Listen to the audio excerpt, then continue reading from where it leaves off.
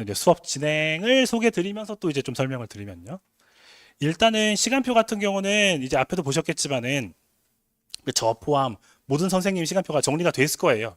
그런데 거기서 이제 슥 보시면은 그 알파벳으로 해가지고 M반은 의학학반, 뭐 Y반은 연고반 이렇게 되어 있는데 그 S반 소개를 잠깐 드려볼게요. 일단 이름은 저희가 연고, 한성서, 중경시 이렇게 이제 이름을 붙여봤는데요.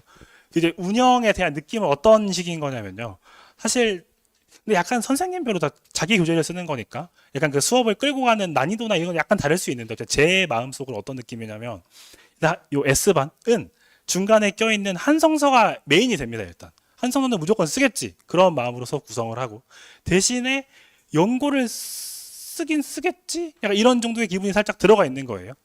그러니까 좀 더 구체적으로 말씀드리면 연대에서도 되게 상위과가 있고요. 이거 뭐 전전, 화공, 엄청 이제 연구하고 친구들이 많이 쓴다고 상위과가 있고 반대로 인기가 좀 치들치들하다고 하는 뭐 건항공이나 뭐 도시공학이나 이런 과들이 있잖아요. 그러면은 이제 요 S반 같은 경우는 연고를 쓴다고 했을 때 하위과를 그래도 쓰겠지 정도를 이제 목적으로 잡고 들어가는 겁니다. 근데 그렇게 되면 이제 연대 타겟으로 말씀드리면 연대에서도 시험을 본다고 했을 때 막 90점 맞아야 가는 게 절대 아니란 말이에요. 물론 90점 맞아야 되는 거는 뭐 약대나 뭐 완전 위에 과는 그렇게 하겠지만은 이게 이제 연대 같은 경우는 합격 컷을 입학 초에서 투명하게 공개하시진 않아요. 대신에 도는 이제 소문들이 있죠. 그런 정보들이. 그런 걸 시합해 봤을 때 상위과와 하위과의 갭이 엄청 나거든요. 반타작으로도 하위과를 간다고 거의 알려져 있어요. 그런 자료들을 봤을 때. 그러니까 이제 수업 구성을 할 때 S반 같은 경우 계속 이제 S반 말씀드리고 있는 거예요. S반 같은 경우는 연고 문제를 한다고 해도 약간 이거 맞으면 약대 간다 그런 거는 약간 이제 배제하고 넘어가는 거죠. 근데 이유는 하면 좋죠. 하면 좋은데 약간 효율이 떨어지는 거잖아요. 거기까지 들어가 버리면. 아무튼 그래서 반 구성이 이렇게 돼 있는 겁니다.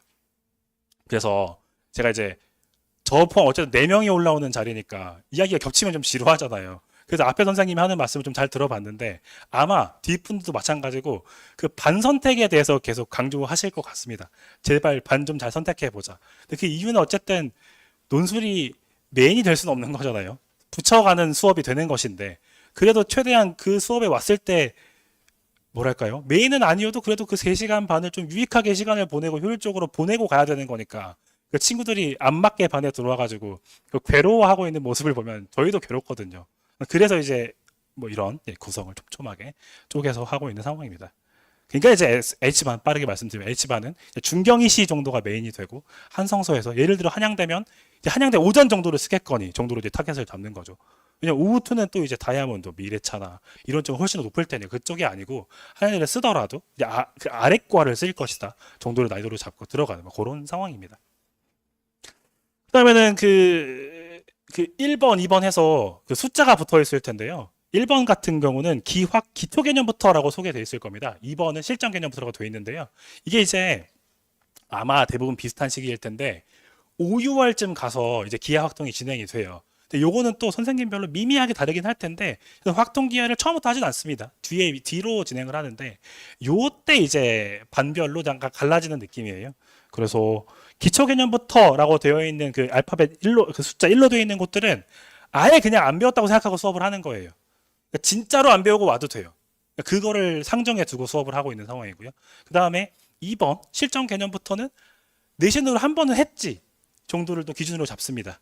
조금 더 구체적으로는 내신을 위해서 뭐 예를 들면 EBS 교재라든지 아니면 센이라든지 그 연습의 과정은 있었겠지로 생각을 하고서 이제 진행을 할 겁니다. 네, 그렇습니다. 그래서 1번과 2번의 차이는 그렇습니다. 그래서 저 같은 경우는 이제 의학학반하고 연고반 같은 경우는 한 번은 했겠지라고 이제 상정을 하고 수업을 진행하는 거고, 네, S반하고 H반은 안 했죠? 했다 하더라도 연습 안 하셨죠? 약간 이런 느낌으로 진행을 할 겁니다. 네. 그리고 이제 네. 약간 수업을 어떻게 진행하는지 빨리 소개를 드리면, 브로셔 앞에 제 소개를 해야 되니까, 무슨 마음으로 수업을 하나, 남한테 소개를 하면 뭐라고 해야 되지라고 생각을 했을 때 약간 좀 너무 틀에 박힌 멘트긴 한데, 최대 이제 합리적으로 접근 좀 하고, 효율적으로 문제 풀자, 이런 쪽으로 이야기를 하고 있는데요. 근데 이유는 저 개인의 성향이라기보다는 수리논술 시험을 준비하는 거니까, 출제는 항상 교수님이 하신단 말이에요. 수학과나 뭐 수격과나 관련된 교수님이. 그러면 이 교수님들이 문제를 약간 어떤 투로 내는지가 중요할 것 같아요. 그러니까는 뭐 예를 들어 드리면 저희가 수능 수업을 하는 게 아니니까 그런 유의인 것인데 일단 내시는 그 문제를 내시는 툴을 봤을 때는 항상 낚시하는 느낌은 전혀 없고 약간 내가 뭘 물어보고 싶은지 알겠니? 약간 이런 식으로 이제 항상 물어보시는 편이에요. 그리고 약간 요즘에 추세가 약간 있는데 이게 이제 또 설명해 오셨으니까 되게 관심이 많으셔서 이런저런 정보를 찾아보실 수 있을 것 같아요. 근데 그러면 약간 한 3년 전 아니면 5년 전쯤까지는 논술이라고 했을 때 준비를 하자라고 하면 제 입장에서도 아 약간 수능에서 안 할 텐데 이런 주제가 꽤 많았었습니다. 그런 것들이 많이 나왔고요. 그러니까 준비를 하자고 했을 때 열심히 안 하면 안 되지. 무조건 열심히 해야 이런 느낌인 것 같아요. 근데 요즘에는 소위 말하는 증명형 문제 같은 거 있죠. 뭐 설명해봐라. 뭐 이런 형식의 문제가 안 나오진 않아요. 안 나오진 않는데 과거에 비하면 왜 이렇게 많이 안 내시지? 손으로 엄청 비중이 줄었고요. 근데 반대로 약간 이런 문제가 좀 많습니다. 이 정도 계산은 좀 할 수 있지? 정도로 계산을 할 수 있냐? 그러니까 계산 피지컬이랄까요? 그런 쪽의 문제들이 과거에 비하면 확실히 많아지고 있는 추세입니다. 그러니까는 비교하자면 증명하고는 완전 반대에 있는 거예요. 그러니까 증명형 문제는 약간 머리를 굴려가지고 아 이게 이래가지고 저래가지고 이렇게 대답을 하면 되려나? 약간 머리를 굴리는 느낌이라고 하면 당연히 계산하는 쪽은 일단 빨리 뛰자 약간 이런 식인 거죠. 뛸 때 당연히 뭐 계산 틀리면 끝나는 거 약간 이런 거죠. 근데 요즘에 모르겠어요. 이쪽 문제가 굉장히 많아졌습니다. 이런 추세가 있습니다.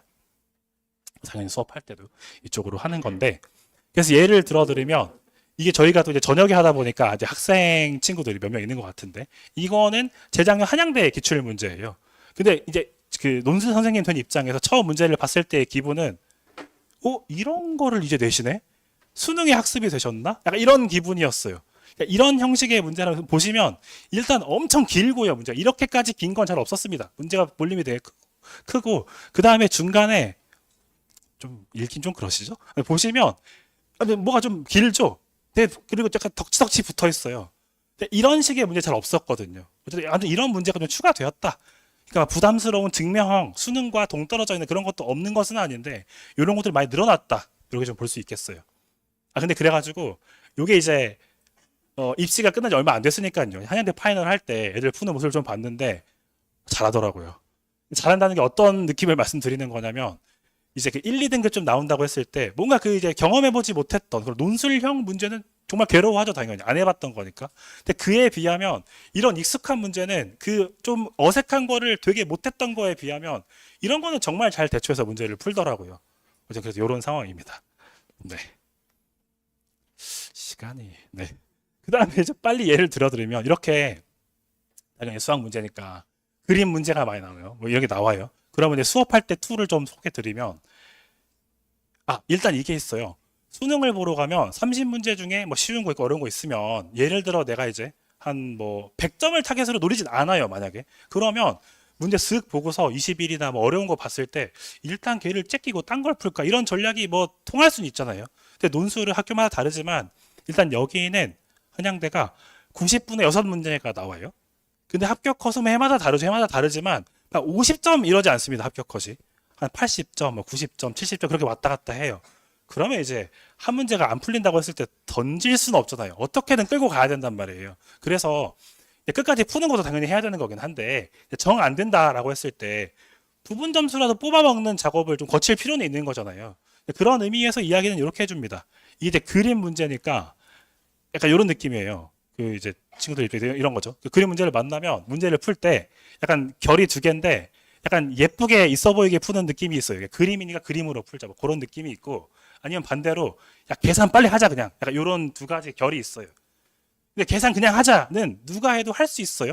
다만 볼륨이 당연히 크겠죠. 계산하는 거니까. 그래가지고 약간 이제 빨리빨리 해야 돼 이런 마인드면 계산 뛰는 풀이는 배제하게 될 수밖에 없을 거예요.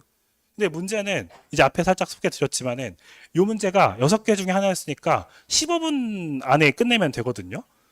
근데 엄청 넉넉한 시간은 아니죠. 넉넉한 건 아닌데 그래도 뭔가 이렇게 그림 쪽으로 예쁘게 풀려고 하다가 아예 중단돼 버리는 것보다는 계산 뛰는 걸로 들어가도 이제 얼추 괜찮을 수 있잖아요. 그리고 중요한 건 이 문제는 저도 처음 문제를 봤을 때 이런 게 있구나 하고서 그림으로 풀려고 하다가 약간 어렵길래 빨리 손절하고 계산 뛰는 걸로 풀고 말았는데 발표 해설이 계산입니다.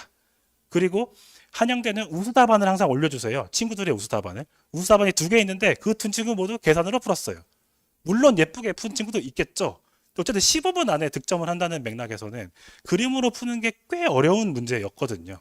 어쨌든 그래서 이게 어쨌든 저희 상황이 문제를 던질 수 없으니 이런 그림 문제를 만나면 뭐 이렇게 이야기해 줍니다.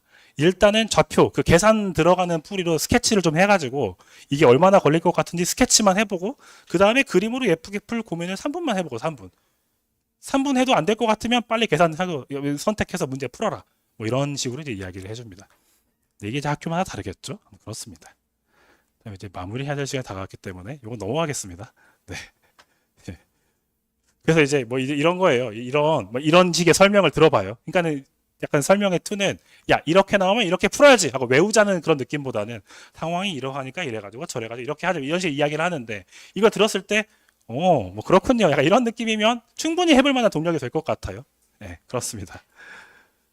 근데 이제 이런 걸 만났을 때 야, 이제 마음이 급해가지고 이거 언제 이걸 다 해가지고 어떻게 돼요? 근데 이거 같은 경우는 저희가 30문제짜리가 아니라는 것이 포인트인 것 같아요. 수련술이라는 건 문제 수가 적으니까 타임어택이 아니니까 그거를 염두하면서 이런 거를 이제 수업 시간에도 이야기하겠지만은 앞서 살짝 소개드렸던 그 첨삭 시간에 이런 이야기를 주로 하는 상황인 겁니다. 네.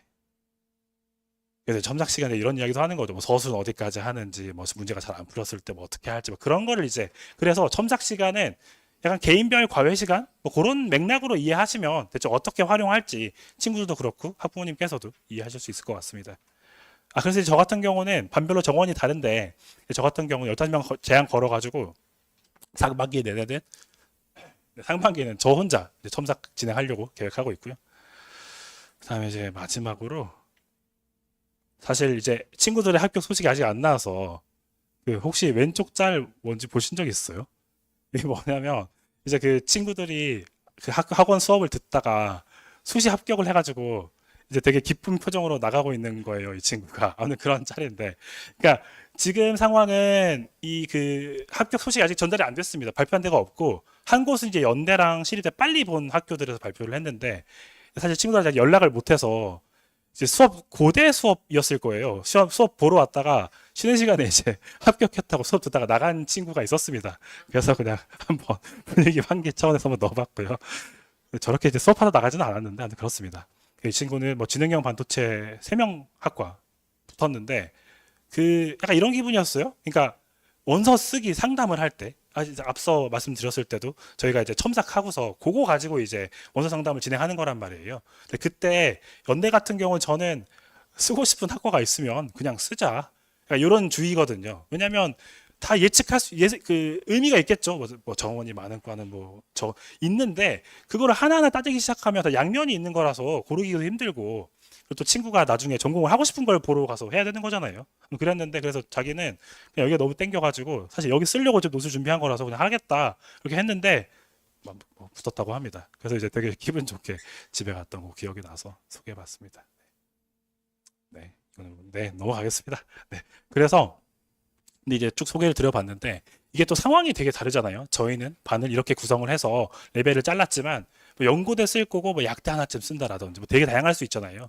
이 부분 같은 경우에는 저희 이제 설명이 다 끝나고서 상담 신청 받을 거예요. 그때 한번 이야기 주시면은 개개인별로 이야기 주시면 쭉 편하게 이야기하실 수 있을 것 같습니다. 네. 그래서 저 같은 경우는 어쨌든 친구가 약간 이른 시작식이긴 하지만 어쨌든 가만 보니까 논술을 해야 될 것 같다라고 해서 온다고 하면 저 논술을 할게요 하고 온다고 하면 최대한 열심히 한번 잘 준비하도록 하겠습니다. 네, 긴 시간 고생하셨습니다. 감사합니다.